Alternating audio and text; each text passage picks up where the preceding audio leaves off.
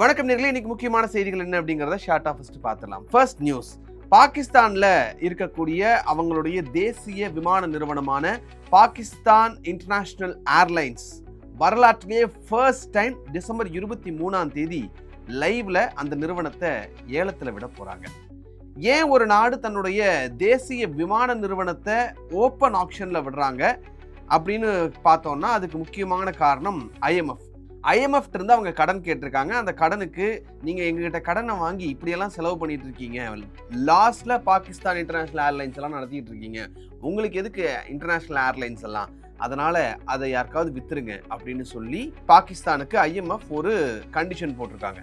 அந்த கண்டிஷனை பேஸ் பண்ணி தான் இப்போ பாகிஸ்தான் இன்டர்நேஷனல் ஏர்லைன்ஸ் டிசம்பர் 23ஆம் தேதி ஓப்பன் ஆக்ஷன் சேலுக்கு கொண்டு வர போறாங்க, அதுவும் லைவ்ல. ஸோ இதுக்கு பின்னாடி என்ன விஷயம் அப்படின்னு பார்த்தா, பாகிஸ்தான் வரலாற்றிலே இல்லாத அளவுக்கு மிக மோசமான நிதி நெருக்கடியில் மாட்டிட்டு இருக்கிறதா சொல்றாங்க. இப்ப கடனையும் அவங்களால திரும்ப செலுத்த முடியாத ஒரு சிச்சுவேஷன், ஏறக்குறைய ஒரு 30-40 தடவைக்கு மேல IMF இருந்து அவங்க கடனும் வாங்கிட்டாங்க. அப்படி இருக்கக்கூடிய சிச்சுவேஷன்ல IMF இருந்து அவங்க கடன் வாங்கி ஆக வேண்டிய சிச்சுவேஷன்ல மறுபடியும் தள்ளப்பட்டிருக்காங்க. ஒருவேளை அப்படி இப்ப வாங்கல அப்படின்னா அந்த நாடு டிஃபால்ட் ஆயிடும் அப்படிங்கிற காரணத்தினால IMF அவங்களுக்கு தேவையான நிதியை கடனா வாங்கக்கூடிய ஒரு சிச்சுவேஷன்ல அவங்க மாட்டிட்டு இருக்காங்க. இப்போ IMF கொடுக்கறதா இருக்கக்கூடிய $7 பில்லியன் பெயில் அவுட் பேக்கேஜ் ஒரு முக்கிய நிபந்தனை வச்சிருக்காங்க. நாங்க உங்களுக்கு $7 பில்லியன் கொடுக்கிறோம், ஆனால் அப்படி கொடுக்கறதுக்கு முன்னாடி இந்த பாகிஸ்தான் இன்டர்நேஷனல் ஏர்லைன்ஸ் இருக்குல்ல, அதுல 51% இருந்து 100% வரைக்கும் ஷேர்ஸை, மேனேஜ்மெண்ட் கண்ட்ரோலை நீங்க தனியார் நிறுவனத்துக்கு கொடுத்துடணும் அப்படின்னு சொல்லியிருக்காங்க. மொத்தத்துல பாகிஸ்தான் கவர்மெண்ட் இந்த ஏர்லைன்ஸ் நடத்தக்கூடாது, உங்களுக்கு நடத்த தெரியல, நீங்க லாஸ் பண்ணிடுவீங்க, நாங்க வேற ஒரு $7 பில்லியன் கொடுக்குறோம், அதையும் வாங்கி கொண்டு போய் நீங்க லாஸ் தான் பண்ணுவீங்க, ஸோ அதனால இந்த பாகிஸ்தான் இன்டர்நேஷனல் ஏர்லைன்ஸை நீங்க வித்துருங்க அப்படின்னு சொல்லியிருக்காங்க.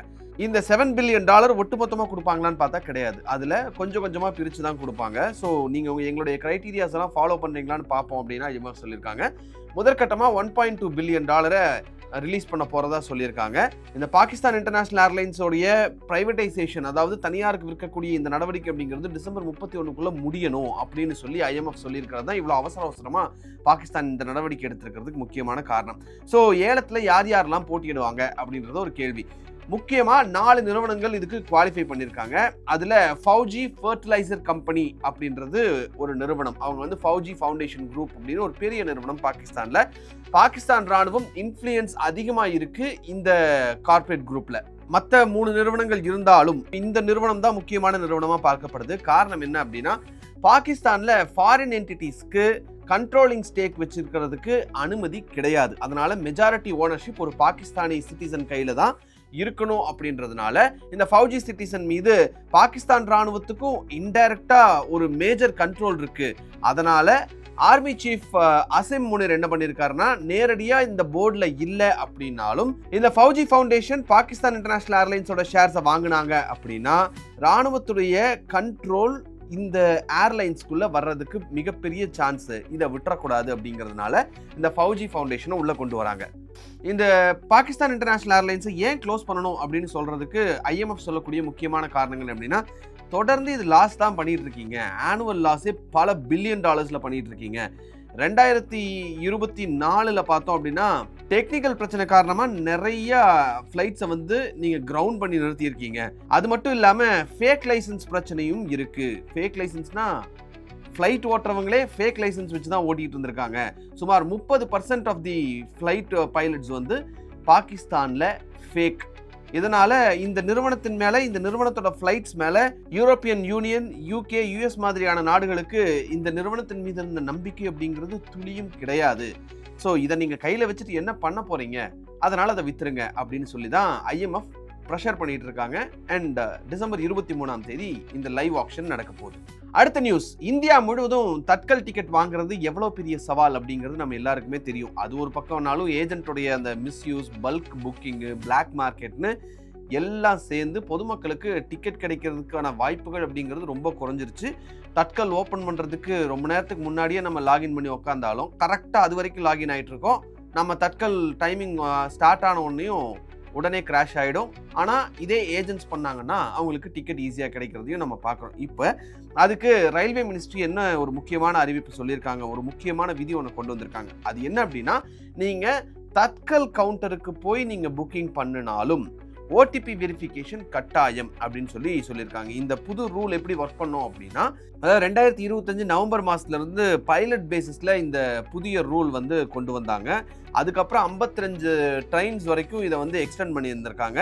இப்போ எல்லா ட்ரெயினுக்குமே இதை வந்து ரோல் அவுட் பண்ண போறாங்க அப்படின்னு சொல்லியிருக்காங்க. இந்த தட்கல் வந்து என்ன புது ரூல் அப்படின்னு நீங்க பாத்தீங்கன்னா, ரிசர்வேஷன் ஃபார்ம்ல பேசஞ்சரோட மொபைல் நம்பரை எழுதணும். அந்த மொபைல் நம்பருக்கு தட்கல் டிக்கெட்டை புக் பண்ணும்போது, நீங்க கவுண்டர்ல போய் புக் பண்ணும்போது அந்த மொபைல் நம்பருக்கு ஒரு ஓடிபி வரும். அந்த ஓடிபியை கவுண்டர்ல இருந்து புக் பண்றாங்க பாத்தீங்களா, அவங்க கிட்ட நீங்க சொன்னா அந்த ஓடிபி அவங்க வெரிஃபை பண்ணுவாங்க. அந்த வெரிஃபை பண்ணதுக்கு அப்புறம் தான் உங்களுக்கு டிக்கெட்டை இஷ்யூ செய்யப்படும். இது எதுக்காக பண்றாங்க அப்படின்னு சொல்லியிருக்காங்கன்னா, தட்கல் டிக்கெட் புக்கிங்கை வந்து மிஸ்யூஸ் பண்ணாம இருக்கிறதுக்கு ஒரு டிரான்ஸ்பரன்சியும் செக்யூரிட்டியும் அதிகமா தேவைப்படுது. ஸோ யார் வாங்குறாங்க அப்படின்றது முதல்ல எங்களுக்கு தெரியணும். அவங்களுக்கு தான் அந்த டிக்கெட் வாங்குறாங்களா, அந்த ஃபோன் நம்பர் அவங்களது தானா, இந்த மாதிரியான விஷயங்கள் கரெக்டான ஆட்களுக்கு தான் அந்த டிக்கெட் போகுதா, இல்ல வேற யாராவது பேர்ல வாங்கி இதை பிளாக்ல கொண்டு போய் விற்க போறாங்களா, 100 ரூபாய்க்கு ஒரு டிக்கெட்டை வாங்கி 150 ரூபாய்க்கு விற்க போறாங்களா, இந்த மாதிரியான பிரச்சனைகள்லாம் வந்து தடுக்கிறதுக்கு தான் இதை நாங்கள் கொண்டு வந்திருக்கோம் அப்படின்னு சொல்லியிருக்காங்க.